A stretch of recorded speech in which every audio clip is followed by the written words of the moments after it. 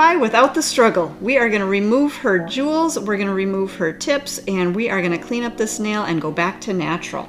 The easiest way is going to be to use your cuticle nipper. Now, I don't recommend actually using your really good brand new Young Nails cuticle nipper for this. Save that really good sharp new cuticle nipper for the actual cuticles. Use an old nipper that maybe you've kind of dulled down a little bit so that it's not going to really be great use for your cuticles, but you don't want to throw it away just yet. So when you're removing your charms, basically you're going to just get right up underneath, kind of pick a corner or pick an edge that you can get that nipper underneath and just start working right underneath. A lot of times it's just going to basically break that tip or break that jewel away. You may have to work around the edges a little bit, basically breaking away that tip and jewel adhesive, but it's not going to be a hard process. You can already see that jewel is moving a little bit. I'm just going to work around the edges, just kind of clipping away a little bit of that tip and jewel adhesive. Let's maybe even come up top here. There we go. So now it released from her nail. We can go ahead and remove that. And now you just have cured out gel that's on her nail. So we're going to go through and remove the gel. We're also going to remove the rest of her tip. So to make it a little bit easier, I'm going to grab my toenail clippers and we're going to clip off as much of the extension as we can. Now you want to make sure that you are turning that nail over so that you can see exactly where you're clipping. And she does want to keep her natural nail nice underneath there. She doesn't want to cover that up again or trim that down. So we want to make sure that we're not cutting into that natural nail or even cutting into that hyponychium if the hyponychium has grown out and you do want to trim down the rest of that nail. So just trim off as much as you need. That way you're not going to have quite as much to remove when you get to the actual soaking off process. Now again, to make our soaking off process a little bit easier, we're going to use our e-file and we're going to file down as much of the product as we can. So again, it's going to be a faster process for soaking.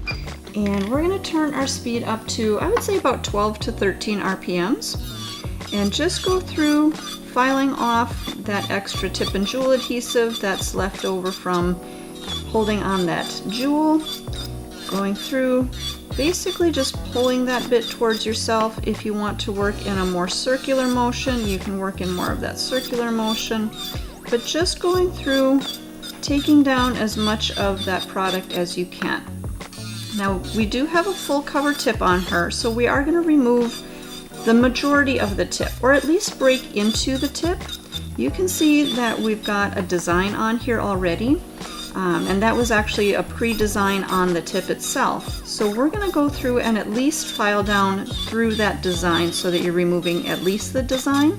And then if you're wanting to file even more through the tip itself, then you can file as much as you need down to that tip and jewel adhesive. The more product you're able to remove before soaking, the less time you're going to spend in the actual soaking process.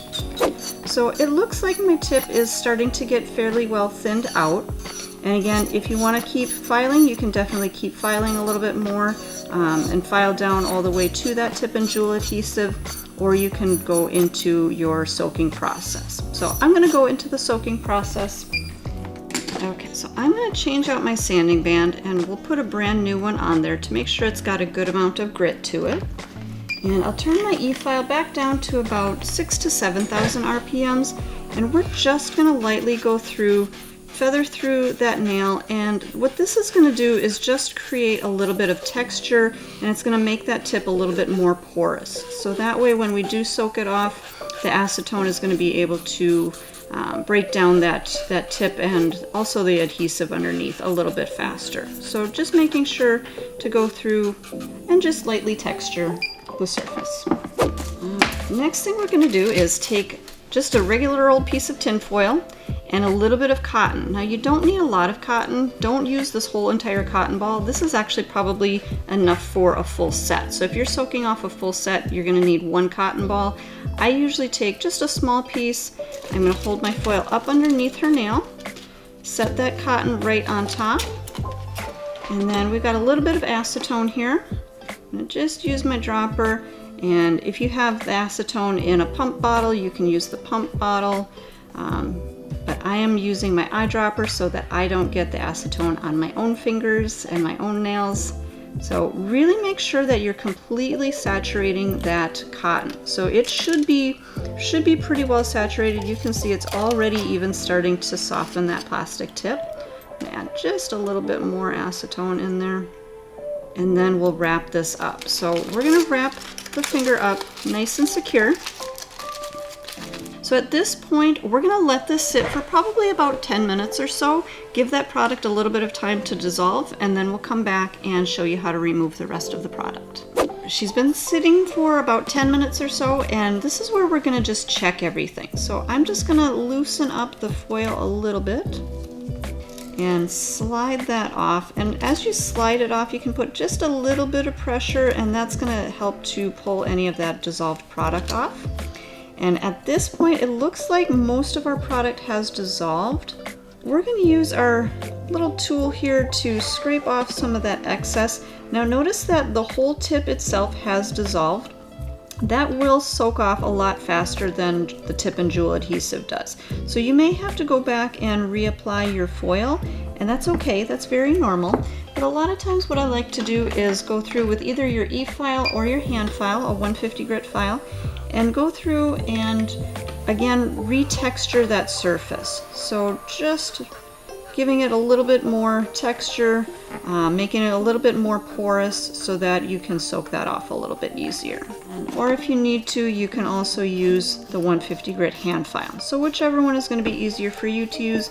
Sometimes this one does help to almost slough off a little bit of that or a little bit of that dissolved product. So again, either way, if you want to use the e-file or the hand file, whichever works for you. But again, go through that, rough up that surface again. We're going to open up our foil, and if you want, you can use that same piece of cotton or grab another fresh piece of cotton as well and resaturate that with your acetone. Now, one thing I did forget in the first round, something that you can do is use your cuticle oil and apply a little bit of that around the cuticles. You can see that that finger and the skin has gotten a little bit dry from the acetone. So if you do hydrate that skin a little bit before you wrap, it's going to keep the skin a little bit more hydrated as you're doing the soak off process. So just something to keep in mind before you do wrap the nails again. So we're going to resaturate our cotton. Maybe just pour a little bit of that on there. Again, really making sure that the cotton is completely saturated. And then wrap again and leave that one on there for another 5 to 10 minutes. Okay, so we let that sit for about another 5 minutes or so. I'm just going to slide that off, and you can definitely see that our product has started to dissolve a little bit more. I'm just going to use my tool here and just scrape off. Because when you are scraping the product, you do want to make sure that you're not scraping on that natural nail. Only remove the dissolved product. Don't try to go all the way down to that natural nail. And then just very gently working around the edge. So I'm going to use my 240 grit file buffer combo and just gently going through, removing those last little bits as we need to. And again, you can start to see it just slough off there. Now you guys, the tip and jewel adhesive doesn't dissolve like traditional acrylic does.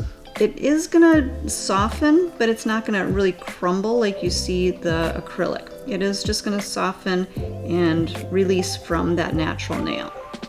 So just working that off the nail. So our product is completely off. I'm gonna just give that just a quick little buff. Make sure those last little bits are removed. And I'm going to put a little bit of cuticle oil back on here, hydrating her cuticles and hydrating that natural nail a little bit more. And then let's go through and just clean up her cuticles a little bit. Just kind of push back the cuticles and any last little bits of that product that might still be stuck up around her cuticle. You're going to be able to remove those with our new glass cuticle pusher. If you need to shape the nail, we've got our glass file. That's going to work really, really nicely on this nail. And again, because it's been soaking in that acetone, it is going to feel a little bit more flexible, a little bit more delicate.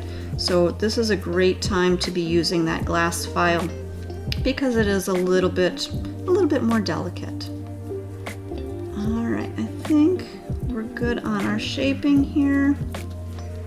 And I'm going to go back through one last time with my 240 buffer, just smoothing that natural nail out a little bit, getting any of those last tiny little bits of product that might still be hanging on there.